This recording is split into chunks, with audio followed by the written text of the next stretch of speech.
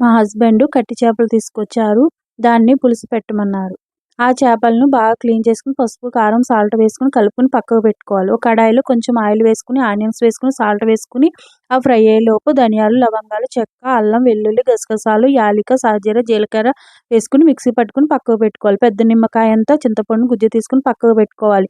Onions fry అయిన తర్వాత పచ్చిమిర్చి వేసుకొని ఫ్రై అయిన తర్వాత చేపలను వేసుకొని పసుపు, కారం వేసుకొని చేత్తో ఆ గిన్నెను పట్టుకొని కలుపుకొని ఒక గ్లాసు వాటర్ వేసుకొని 15 నిమిషాల తర్వాత ఆనియన్స్ ఉడికిన తర్వాత చింతపండు వేసుకొని మసాలా పేస్ట్‌ని వేసుకొని దాన్ని బాగా కలుపుకోవాలి. 15 నిమిషాల తర్వాత సాల్ట్ తక్కువైతే సాల్ట్ వేసుకోవాలి.